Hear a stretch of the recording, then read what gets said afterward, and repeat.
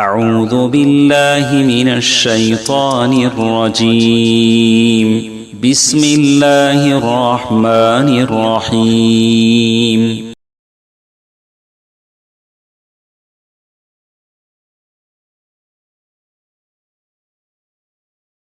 محترم اسلامی بھائیوں، بزرگوں، نوجوانوں، پردہ نشین خواتین، ماؤں اور بہنوں، اللہ رب العالمین کا بے انتہا شکر ہے کہ اس نے ہمیں مسلمان بنایا، پیارے نبی محمد صلی اللہ علیہ وسلم کا امتی بنایا۔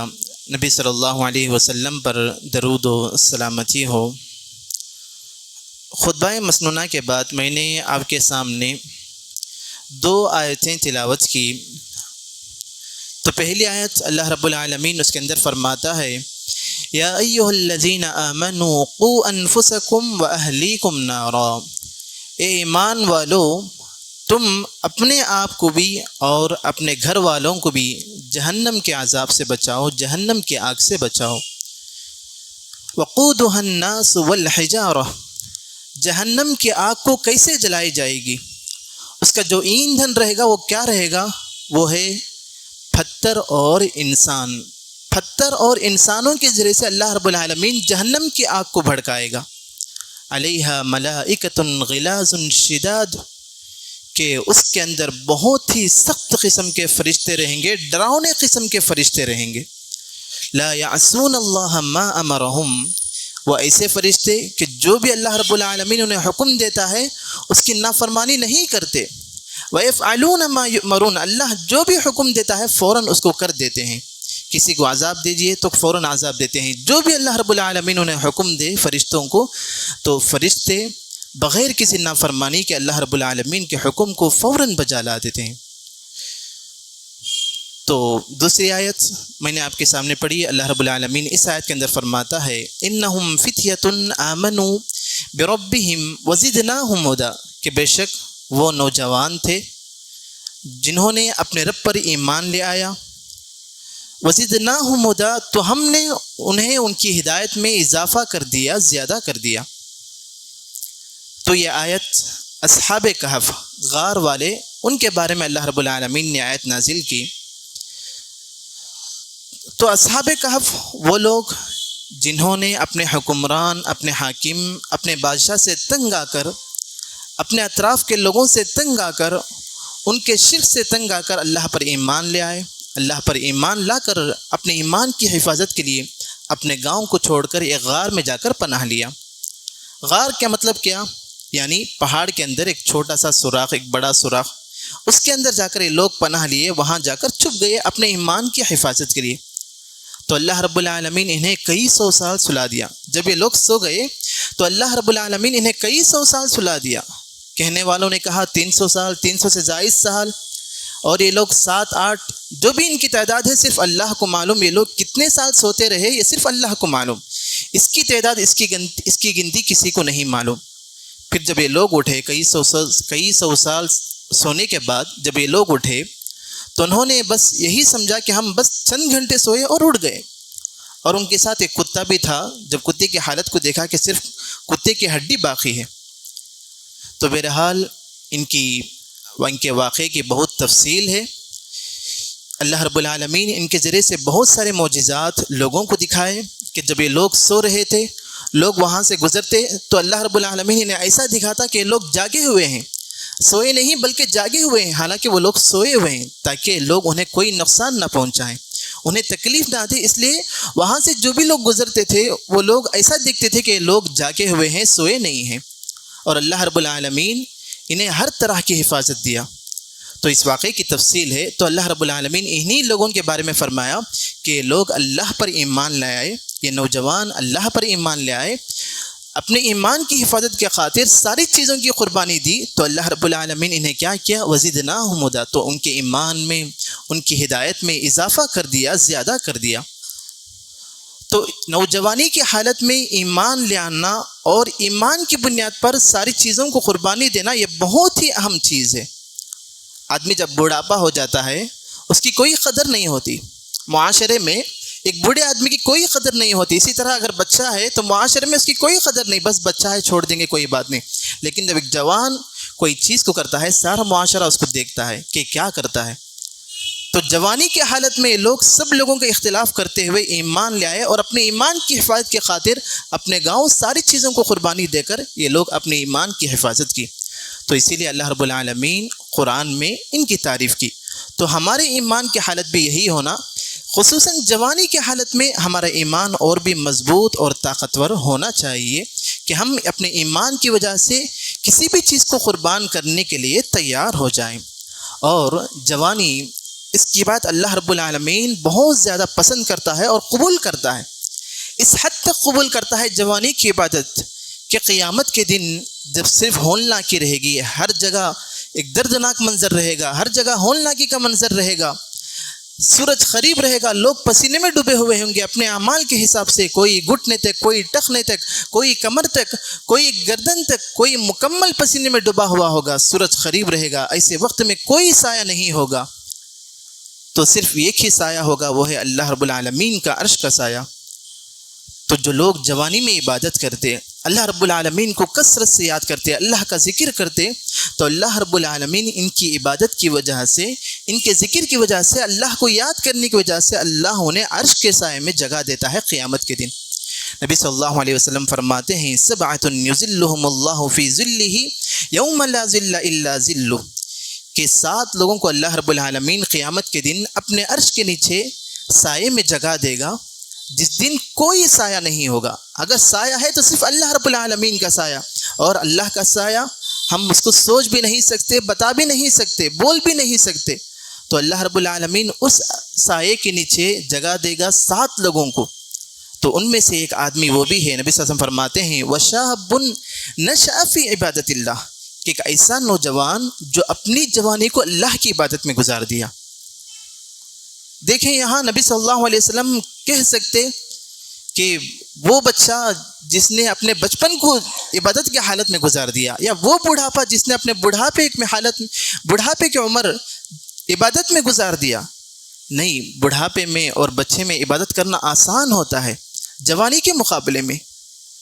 تو جوانی میں عبادت کرنا اللہ رب العالمین اس کو اتنا پسند کرتا ہے، اتنا قبول کرتا ہے کہ قیامت کے دن اپنے عرش کے نیچے سائے میں جگہ دیتا ہے. اس لیے نبی صلی اللہ علیہ وسلم فرمائے کہ جوانی کو غنیمت سمجھو، جوانی کا خیال کرو، جوانی کی قدر کرو. نبی صلی اللہ علیہ وسلم نے فرمایا اغتنم خمسا قبل خمس، کہ 5 چیزوں کو 5 چیزوں سے پہلے غنیمت سمجھو، اس کی قدر کرو.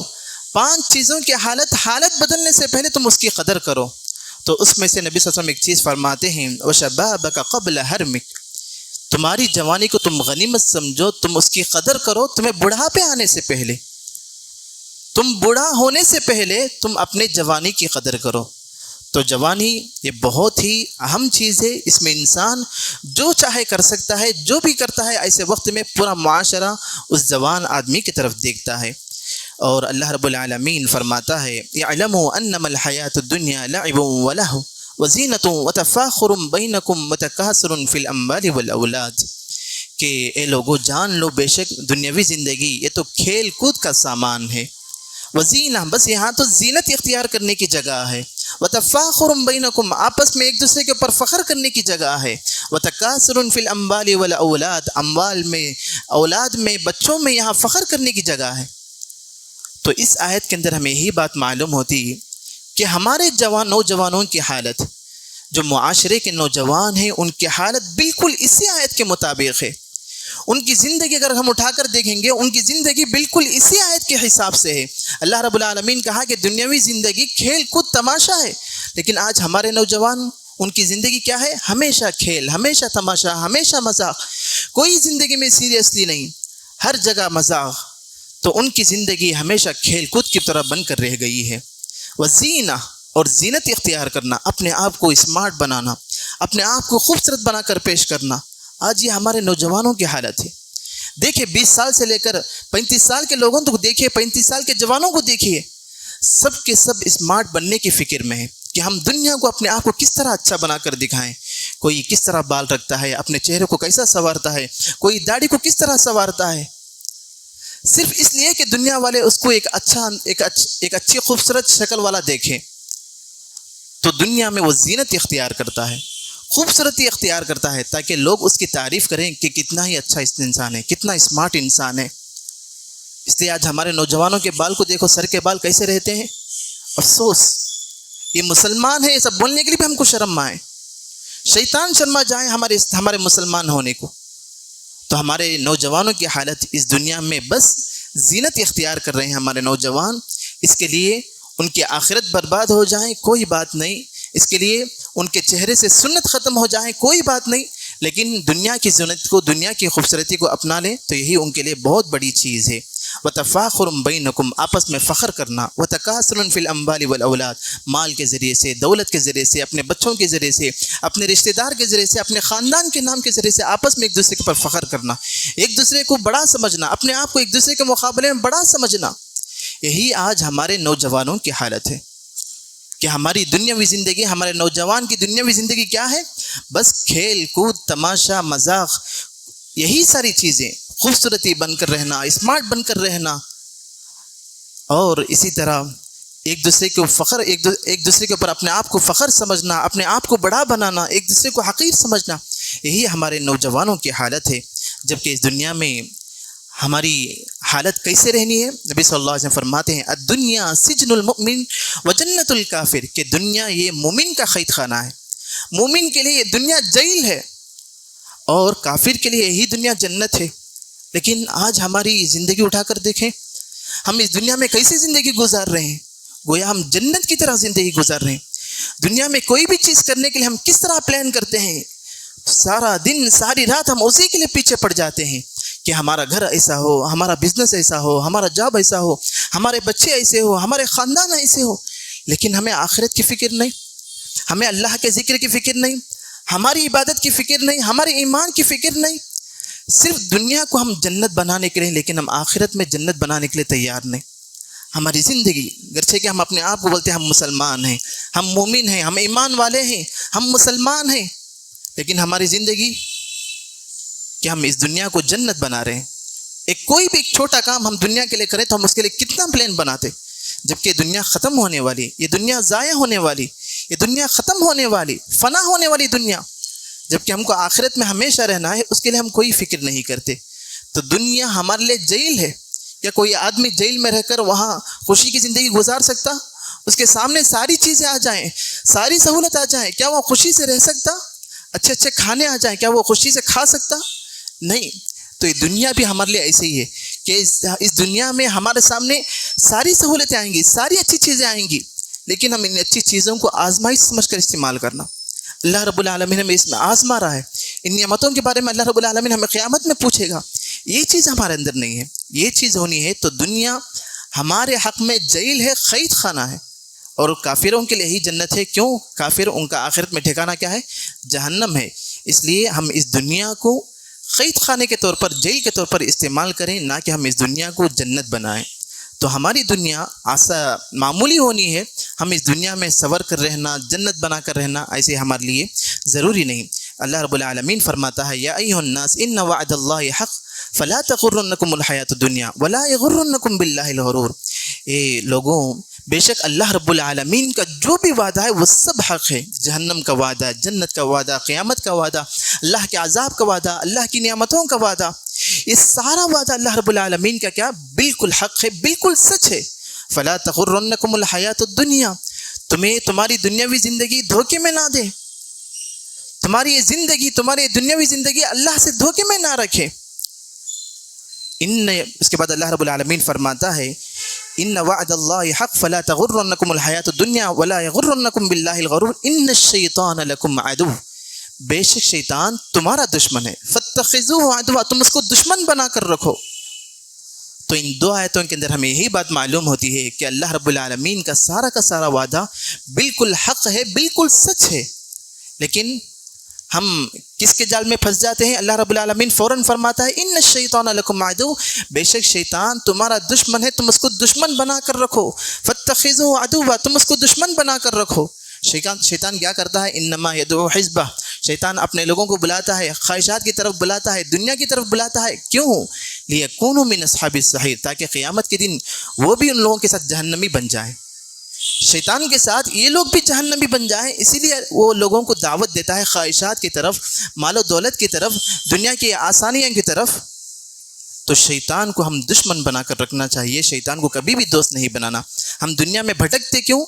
شیطان کی بات میں آنے کی وجہ سے، اپنے نفس کی بات میں آنے کی وجہ سے، اپنے خواہشات کی پیروی کرنے کی وجہ سے۔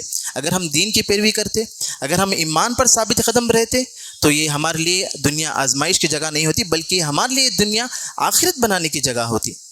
تو شیطان کو ہم دشمن بنا کر رکھیں، شیطان کی باتوں میں ہرگز نہ آئیں۔ اور اللہ رب العالمین فرماتا ہے وَاصْبِرْ نَفْسَكَ مَعَ الَّذِينَ يَدْعُونَ رَبَّهُمْ بِالْغَدَاةِ وَالْعَشِيِّ يُرِيدُونَ وَجْهَهُ، کہ تم ان لوگوں کے ساتھ ہو جاؤ جو اللہ رب العالمین کی ذکر کرتے ہیں، اللہ رب العالمین کو یاد کرتے ہیں صبح شام۔ مقصد کیا ہے؟ یریدون وجہ، تاکہ اللہ رب العالمین کی خوشنودی حاصل کریں۔ آج ہمارے نوجوانوں کی، ہمارے بچوں کی حالت کیا ہے؟ ان کی دوستی کو ہم دیکھیں، ان کے دوست کیسے ہوتے ہیں؟ معاشرے میں بالکل بد اخلاق لوگ، ایسے لوگوں کے ساتھ ہمارے بچے، ہمارے نوجوان ملے ہوئے ہوتے ہیں، ان کے ساتھ ملتے ہیں، ان کے ساتھ اٹھتے بیٹھتے کھاتے پھرتے، ان کے ساتھ پھرتے ہیں۔ تو پھر ہمارا بچہ بھی کیا ہوتا؟ معاشرے کا برا بچہ بن جاتا۔ آج ہمارے نوجوانوں کی، ہمارے بچوں کی یہی حالت کہ ہماری دوستی صحیح نہیں ہے۔ اس کی ذمہ داری ہم پر آتی ہے کہ ہم اپنے بچوں کو صحیح دوست سے دوستی کرائیں، صحیح لوگوں سے دوستی کرائیں۔ کیسے لوگوں سے دوستی کرائیں؟ اللہ رب العالمین فرماتا ہے ایسے لوگوں کے ساتھ دوستی کراؤ جو صبح شام اللہ کا ذکر کرتے ہیں، یدعون ربهم بالغداة والعشی، جو صبح شام ہمیشہ اللہ کو یاد کرتے ہیں۔ ان کا مقصد کیا ہے؟ یریدون وجہ، اللہ کی خوشنودی حاصل کرتے۔ اگر ہمارے بچے اور ہمارے نوجوان ایسے لوگوں سے دوستی کریں گے تو ان کی زندگی کتنی اچھی رہے گی۔ اگر ان کی زندگی میں یہ چیز آ جائے تو ہمیں کتنا سکون ملے گا۔ اس لیے اللہ رب العالمین ہمیں قرآن کے اندر یہ دعا کرنے کے لیے حکم دیتا ہے ربنا ہب لنا من ازواجنا وذریاتنا قرۃ اعین واجعلنا للمتقین اماما۔ یہ اللہ تو ہمیں ایسی ذریت، ایسی اولاد عطا فرما کہ اس اولاد کے ذریعے سے ہماری آنکھوں کی ٹھنڈک ہو۔ اولاد ہماری آنکھوں کی ٹھنڈک کا سبب کب بنے گی؟ ہمارے بچے ہمارے حق میں سکون کا سبب کب بنیں گے؟ جب یہ ساری چیزیں ان کے اندر آئیں، جب ان کی دوستی، ان کی زندگی، ساری چیزوں کے اندر ایمانیت رہیں، ساری چیزوں میں دینداری رہیں، تبھی ہم اپنے اولاد کو دیکھ کر سکون آئے گا۔ لیکن صرف ہم ان کی دنیا بنا کر رکھ دیں، ان کو ہم دنیا میں بنا کر رکھ دیں گے، صرف ایک دن دو دن خوشی رہے گی، اس کے بعد ہمیشہ پریشانی ہی رہے گی۔ آپ آزما کر دیکھ سکتے ہیں کہ جن کے بچے صرف دنیا میں اچھے ہیں، ان کے اندر دینداری کوئی چیز نہیں ہے، تو وہ لوگ ہمیشہ پریشان رہتے ہیں۔ بس کبھی کبھی خوشی آتی ہے، لوگ ان کے پاس آتے ہیں تو ان کے سامنے خوشی دکھاتے ہیں، لیکن پیچھے ان کے اندر بہت ساری پریشانیاں۔ اور جن کے بچے دیندار ہیں اور ان کے پاس دنیاوی مال و دولت کچھ بھی نہیں ہے، اس کے باوجود وہ ہمیشہ خوش رہتے ہیں، اپنے بچے سے خوش رہتے ہیں۔ آدمی کو اس سے بڑی نعمت کیا ہے کہ وہ آدمی اپنے گھر کے اندر سکون سے رہیں، اپنے بچوں کو، اپنے بیوی بچوں کو دیکھے تو اس کو سکون ملے، اس کی آنکھوں کا ٹھنڈک کا سبب بنے۔ تو آدمی کو اس سے بڑھ کر نعمت کیا ہو سکتی؟ تو اپنے بچوں کی اصلاح، اپنے نوجوانوں کی اصلاح صرف والدین پر ذمہ داری نہیں، والدین کے ساتھ ساتھ اساتذہ، معاشرے کے ذمہ دار، مسجد کے ذمہ دار، اسکول کے ذمہ دار، محلے کے ذمہ دار، جو بھی ذمہ دار ہیں، سب کے اوپر ذمہ داری بنتی ہے کہ وہ اپنے نوجوانوں کی اصلاح کریں۔ جا کر دیکھیں، گلی گلی جائیں، گاڑی لے کر جائیں، ہمارے بچے کیا کرتے ہیں، ان کی حالت کیا ہے، ان کی مصروفیت کیا ہے، ان کی ایکٹیویٹیز کیا ہے۔ ہم جا کر چیک کرنا چاہیے، ہم گلی گلی جا کر دیکھنا چاہیے کہ ہمارے معاشرے کے نوجوان کس حالت میں ہیں، ان کی زندگی کیسے گزر رہی ہے۔ افسوس اس بات پر ہوتا ہے کہ ہمارے معاشرے کے اندر، ہمارے آدمیوں میں، ہمارے گھروں کے اندر ایسی چیزیں نکلتی ہیں، گٹکا، نشے والی چیز جو بالکل اسلام میں حرام ہے، ایسے چیزیں ہمارے گھروں کے اندر نکل رہے ہیں، جبکہ ہمارا پورا ماحول اسلامی ماحول کے اندر، ایک اسلامی گھرانے کے اندر ایسی چیزیں نکلے تو اس سے ہمارے لیے بے شرمی کی بات کیا ہے۔ اور ہمارے نوجوانوں کی حالت یہ ہے کہ ہمارے نوجوان کمائی کے چکر میں حرام حلال کی تمیز کو چھوڑ دیے، جو بھی چیزیں مل جائیں فوراً کمانے کے لیے تیار ہو جاتے ہیں، چاہے وہ حلال رہیں حرام رہیں، کوئی دیکھتے نہیں، اور ان کے والدین بھی کوئی پوچھنے والے نہیں کہ حرام کمائی کر رہا ہے، یہ کیسا مال ہے، اتنا مال تجھ کو کیسے ملا، کوئی پوچھنے والے نہیں، نہ ان کے والدین، نہ ان کے رشتہ دار، نہ محلے کے بڑے لوگ، کوئی ان کو پوچھنے والے نہیں۔ پھر کیا ہوتا ہے، کوئی چیک کرنے والا آتا ہے، پکڑنے والا آتا ہے، گرفتار کرنے والا آتا ہے، تو کیا فوراً اس کو گرفتار کرتا؟ اطراف کے لوگوں کو پکڑتا ہے، وہ کون لوگ ہیں، پھر اس کا سکون بھی گیا اور اس کے اطراف جو لوگ ہیں ان کا سکون بھی گیا۔ ایسی زندگی کا کیا فائدہ کہ جس زندگی میں جو دنیاوی زندگی ہے 2 دن کی زندگی، اس 2 دن کی زندگی میں بھی ہم سکون سے نہ رہیں، ایسی زندگی کا کیا فائدہ؟ ہماری حرکتوں کی وجہ سے ہمارے اڑوس پڑوس کے لوگ پریشانی میں آ جائیں، ایسی زندگی کا کیا فائدہ؟ اور اس کے ذمہ دار والدین بھی ہیں، اساتذہ بھی ہیں، محلے کے ذمہ دار بھی ہیں، سب لوگ ہیں، جو بھی بڑے لوگ ہیں ہم سب اس کے ذمہ دار ہیں۔ آج ہمارا معاشرہ اس حد تک چلے گیا ہے، آج ہمارے نوجوان، ہمارے نونہال بچے اس حد تک چلے گئے، اگر ان کی اصلاح کریں تو فوراً ہم پر انگلی اٹھا دیتے ہیں، اصلاح کرنے والا تو کون؟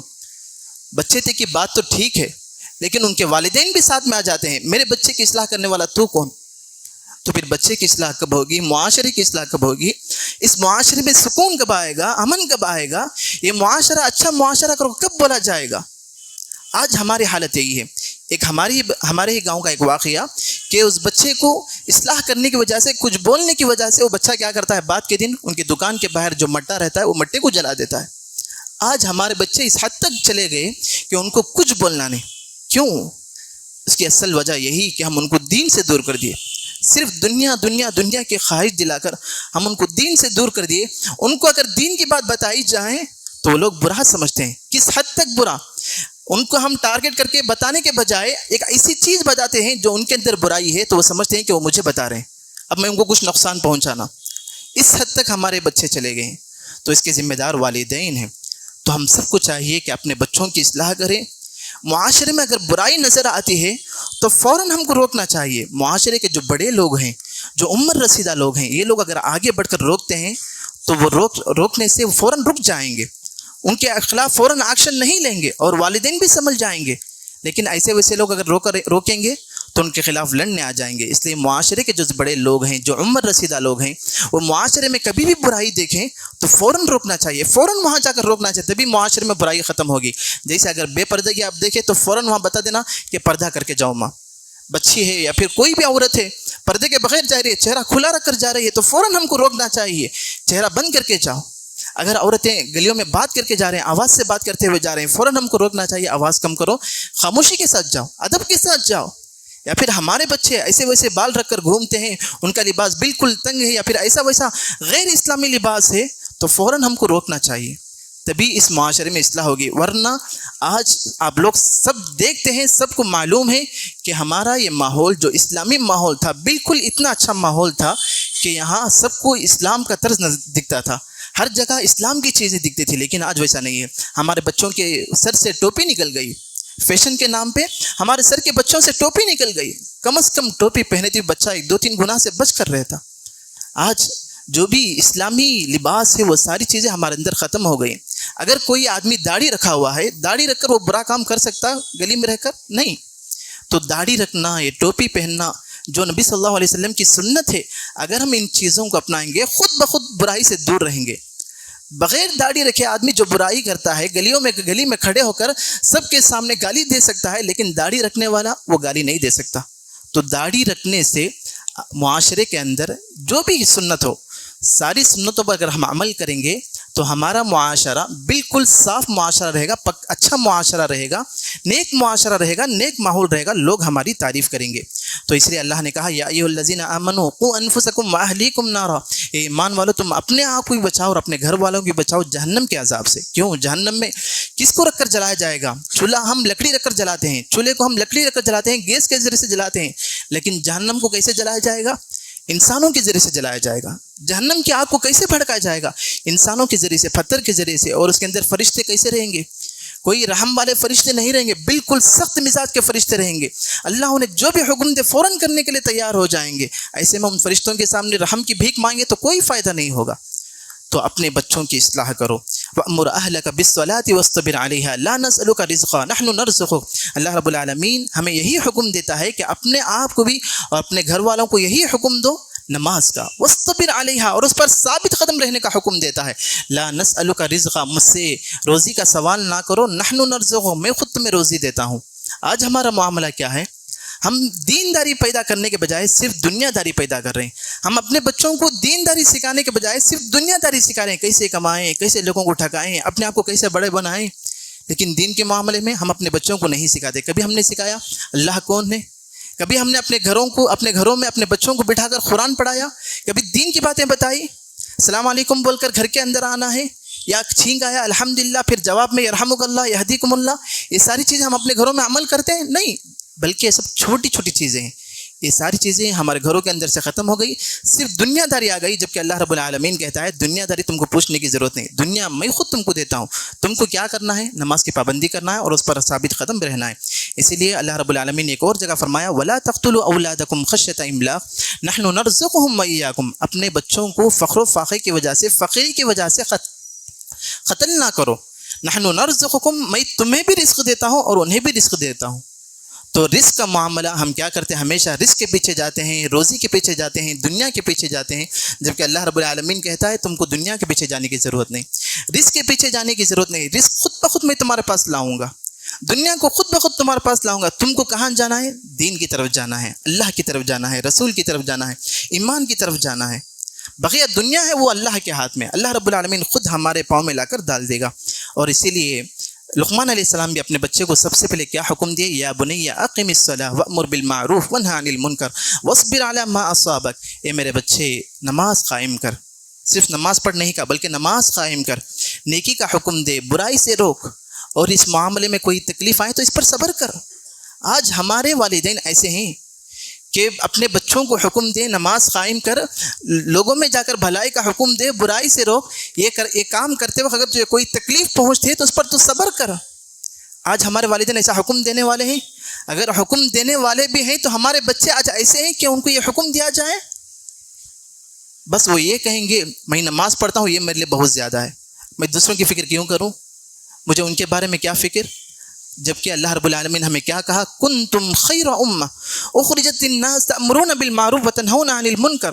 تم سب سے بہتر امت ہو، خیر امت ہو. اس کا سبب کیا ہے؟ اس لیے کہ تم بھلائی کا حکم دیتے ہو، برائی سے رکھتے ہو. صرف امت مسلمہ پر، امت نبی صلی اللہ علیہ وسلم کی امت پر، ان میں سے ہر شخص پر یہ ذمہ داری ہے کہ وہ بھلائی کا حکم دے، برائی سے روکیں، دعوتی کام کریں. دعوتی کام کا مطلب کیا؟ صرف غیر مسلموں کو جا کر اسلام کی دعوت دینا، یہ نہیں، بلکہ بھلائی کا حکم دینا، برائی سے روکنا. بھلائی کا حکم دینے کا مطلب کیا ہے؟ سب سے بڑی بھلائی کیا ہے؟ توحید کا حکم دینا. توحید کا حکم چاہے ہم غیر مسلموں میں رہیں یا پھر اپنے مسلمان بھائیوں کے اندر شرک کے طور پر جو ان کے چیزیں آ گئی وہ ساری چیزیں ہم کو بتانا چاہیے. بھلائی کا حکم دینا یہ ہماری ذمہ داری ہے. صرف ہم نماز پڑھ کر رہ جائیں گے، ہم اچھے بن کر رہ جائیں گے، یہ تک ہمارے پر ذمہ داری نہیں. ہماری ذمہ داری کیا ہے؟ لوگوں کی اصلاح کریں، ہم خود بھی اچھے رہیں، لوگوں کو بھی اچھے بنانے کی کوشش کریں. نبی صلی اللہ علیہ وسلم نے فرمایا ما نحل والد ولدہ افضل من ادب حسن، کہ باپ اپنے بچے کو جو سب سے اچھا تحفہ دیتا ہے وہ کیا تحفہ؟ وہ ہے ادب کا تحفہ. اپنے بچے کو اخلاق والا بنا دے. تو اس حدیث سے بھی ہمیں یہی معلوم ہوتی ہے کہ سب سے قیمتی تحفہ اپنے بچے کے لیے وہی ہے کہ باپ اپنے بچے کو اخلاق والا بنائے. تو اس کا فائدہ کیا ہوگا؟ نبی صلی اللہ علیہ وسلم فرماتے ہیں کہ جب بچہ انتقال ہوتا ہے، جب کوئی آدمی انتقال ہوتا ہے تو 3 چیزیں باقی رہتی ہیں، بقیہ ساری چیزیں ختم ہو جاتی ہیں. اس میں سے ایک ہے نیک اولاد.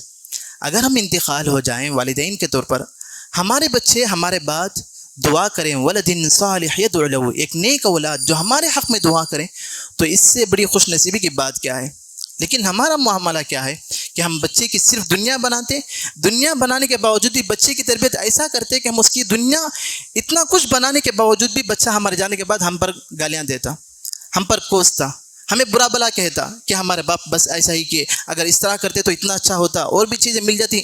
لیکن اس کے آخرت کی کوئی فکر نہیں، اپنے والدین کی آخرت کی کوئی فکر نہیں، اپنے والدین کے نام پر صدقہ جاریہ کرنا، صدقہ کرنا، کوئی فکر نہیں. بس اس کا اصل ذمہ دار کون ہے؟ والدین. والدین اگر اپنے بچے کی صحیح تربیت کرتے، بچے کے پاس کچھ بھی نہ رہے والدین کے حق میں خرچ کرنے کے لیے، کم از کم بچہ اپنے والدین کو دعا تو دیتا. یہ دعا والدین کے حق میں قیامت کے دن ایک توشہ بن کر رہے گا، ایک ذخیرہ بن کر رہے گا. تو اس لیے اپنے بچوں کی تربیت کریں. والذین آمنوا واتبعتهم ذریتهم بإیمان الحقنا بهم ذریتهم. دیکھیں اس بہت بڑی خوشخبری اللہ رب العالمین فرماتا ہے کہ جو لوگ ایمان لائے اور ان کے بچے بھی ان کے ساتھ ایمان لائے، الحقنا بهم ذریتهم، تو میں انہیں قیامت کے دن ایک ساتھ ملا دوں گا. ہمارے لیے کتنی بڑی خوشخبری ہے کہ ہمارے بچے دنیا میں جس طرح ہمارے ساتھ ہیں، ہم بھی جنت میں بھی ان کے ساتھ رہیں گے. ہم جنت چلے گئے، ہمارے ساتھ ہمارے بچے بھی آ جائیں گے. ہمارے بچے جنت چلے گئے، ہم ان کے ساتھ جنت چلے جائیں گے. اس سے بڑی خوش نصیبی کی بات کیا ہے؟ ہم کو جنت چاہیے. بس ہمارے بچے، ہم خود ایمان والے بن جائیں، ہمارے بچوں کو ایمان والے بچے بنا دے، اس کے بعد انجام کی کوئی فکر نہیں، سارا انجام اللہ کے ہاتھ میں۔ اللہ ہم سے وعدہ کرتا ہے کہ جو لوگ ایمان لائے اور ان کے بچے بھی ان کے ساتھ ایمان لائے تو اللہ رب العالمین دونوں کو جنت میں ایک ساتھ ملا کر رکھے گا۔ تو ہمارے لیے سب سے بڑی خوشخبری کی بات ہے کہ ہم اپنے بچوں کی تربیت کریں۔